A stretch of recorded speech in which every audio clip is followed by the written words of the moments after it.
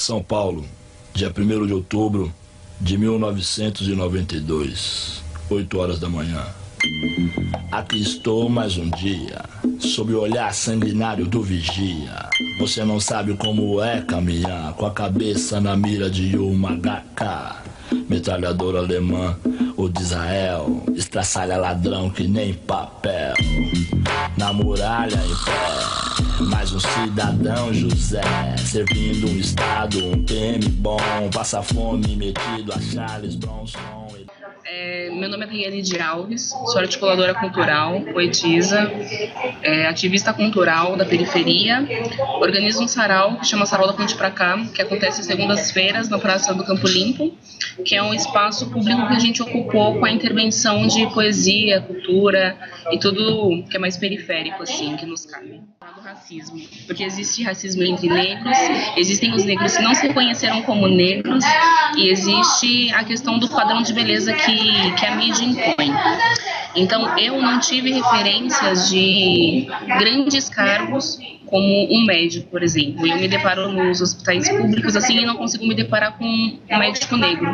Então, as referências que as crianças têm quando vão ao pediatra de um cargo melhor é de um médico branco, então elas não se sentem representadas, não só em questão profissional, mas a questão de como você se entender como negro, né? Existe essa questão de você ter a pele com a melanina escura e se reconhecer como negro. Como que o brasileiro se reconhece como negro num país que é 90% mestiço?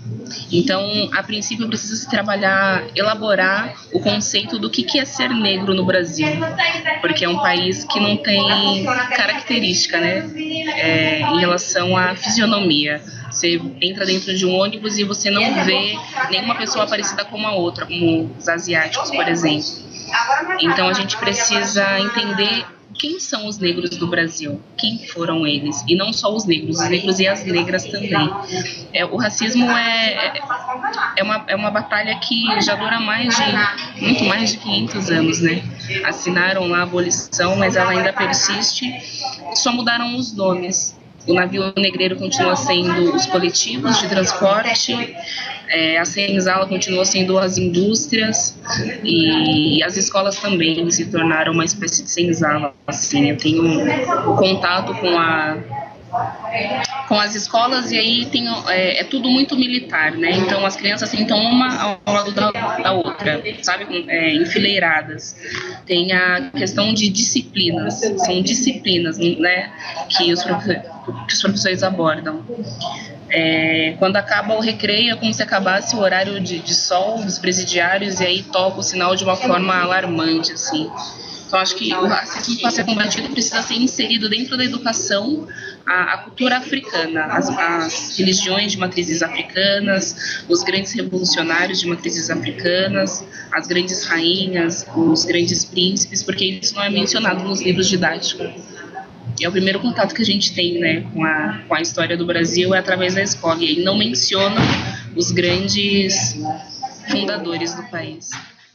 Sua falta de noção me passa, sua ignorância vem de casa. Quase justifica seu jeito de pensar, mas não te isenta. Se frente à real, cê não tenta mudar. Para além do capital. Utópico, quando o tópico é estudo social e genial. O principal motivo dos problemas, blasfêmia. Chama quem age em função disso, racional. Caucasiano, católico, típico bom sujeito de touca, bunda mole, cheio de preconceito. Eu vejo a periferia como um grande quilombo, assim, e é tudo muito cultural. Então existe o negro, aí tem o indígena, existe o pessoal que vem do Nordeste, e cada um ao seu modo, assim, traz um pouco da cultura. Então você ouve o forró do cara que é nordestino e você não consegue interpretar isso como cultura.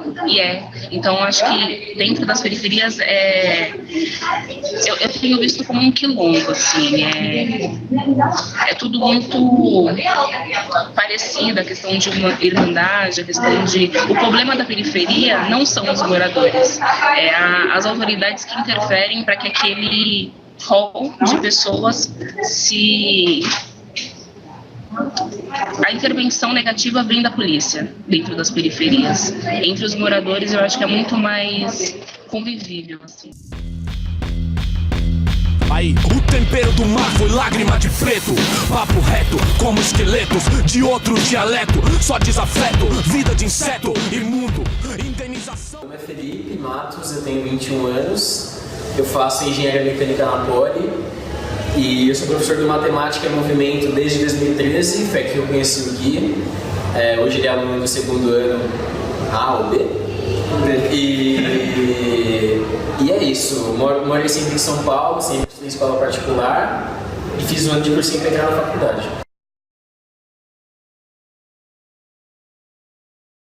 Como você vê o racismo no seu convívio? Bom, eu nunca sofri, pelo que eu me lembro, assim, uma ofensa de racismo, tipo, declarada, assim, pra mim, chegar e alguém falar alguma coisa feia, alguma coisa que eu não goste.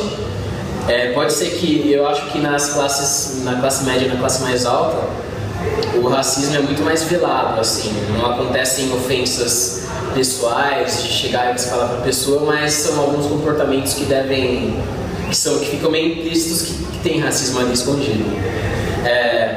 Eu acho que pra gente combater isso com base na educação, a gente ter consciência de que todo mundo é semelhante, sabe, independente da sua raça, do seu credo, da sua posição social.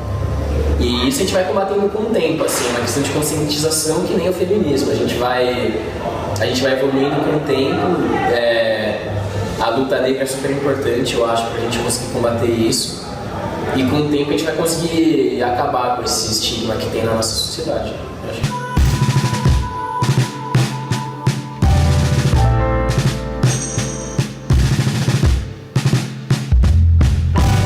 A luz vermelha que pisca, quebra o tom escuro.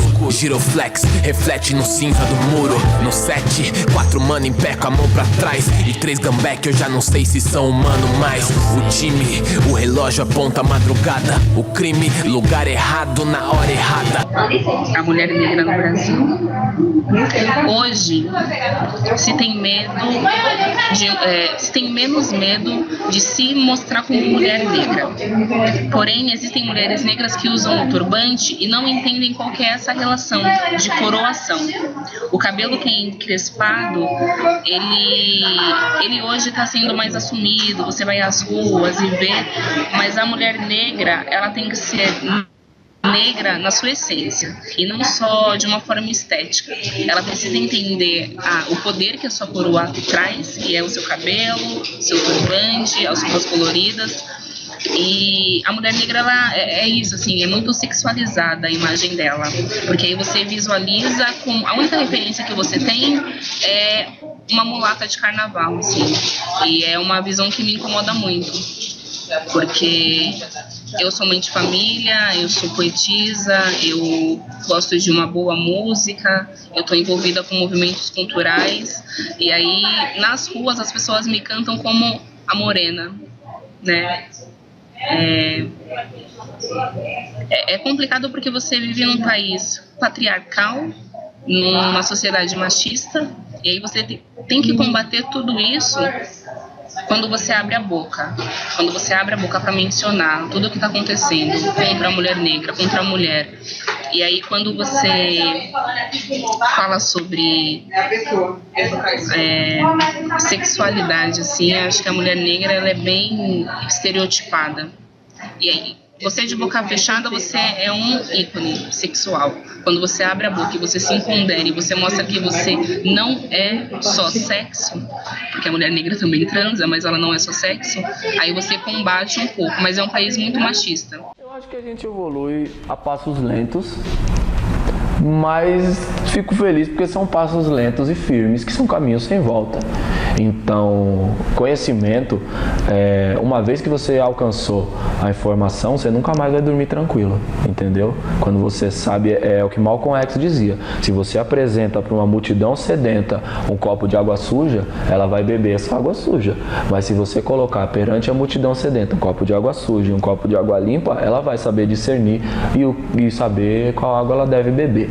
Então, é isso que a gente faz quando a gente oferece informação e as pessoas acessam essa informação. A inclusão dentro das universidades, que até então era um espaço, ainda é um espaço majoritariamente branco, mas que começa a ter algumas pigmentações e fazer com que outros pontos de vista entrem dentro da universidade, isso é um caminho sem volta, sabe? E por que tem o choque? Porque nunca foi assim. A população branca do Brasil nunca se viu afrontada, entendeu? A população branca do Brasil, ela acredita que a população negra e índia é uma minoria, quando não é verdade, sabe? A opinião do Brasil é definida pela opinião do Sudeste, na sua grande maioria das vezes, e é uma população que grande parte não faz a menor ideia do que acontece dentro do Brasil, sacou? Que não consegue sair do próprio umbigo. Isso é prejudicial para a lógica do Brasil e é esse confronto, esse conflito que está acontecendo nesse momento. Por que num prazo de pouco mais de uma década houve um salto nas pessoas que se declaram negras e pardas? Porque essas pessoas passaram a entender que a etnia delas não é um problema, não é um impedimento para que elas frequentem um ambiente, sabe? O ambiente universitário, o ambiente profissional, entendeu? Um ambiente de representação política é uma luta. É a luta que foi do João Cândido, é a luta que foi do Abdias do Nascimento, é a luta que é a luta do Racionais, é a luta que é a luta do Emicida, porque é importante que a gente fala, sabe? Tudo isso são teclas que a gente vai batendo e vai continuar batendo para que cada vez mais essa informação chegue, as pessoas tenham coragem de falar, de se posicionar, de denunciar, sabe? Até que a gente chegue no dia em que nenhum de nós tem que se preocupar com isso, que é algo que eu acredito que eu não vou ver, mas talvez a filha da minha filha. Amor, neguinho, qual é?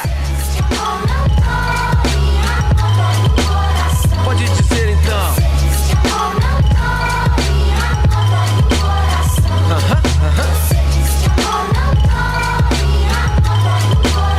Mais uma vez.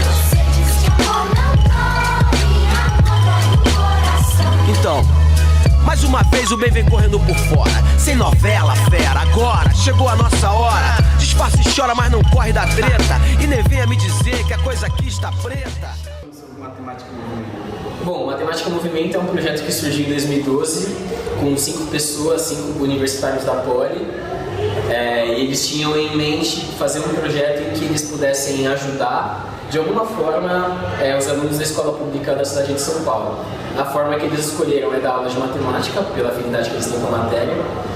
E desde então a gente tem recrutado alunos de escolas aqui da Zona Sul de São Paulo, do ensino médio, do primeiro, do segundo e do terceiro ano, para dar aulas de matemática. E desde 2014 a gente tem um projeto de tutoria também, que além das aulas de matemática a gente dá uma orientação vocacional, conversa sobre assuntos da sociedade, problemáticas que estão no dia a dia deles, um pouco de orientação vocacional também, um pouco de atenção voltada para o vestibular.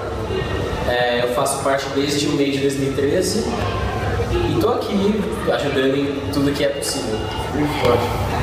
Dona Letra, empresta a caneta que a minha já acabou. Fechou, fechado com certo, errado. Segue de perto, eu acerto sem nem mirar.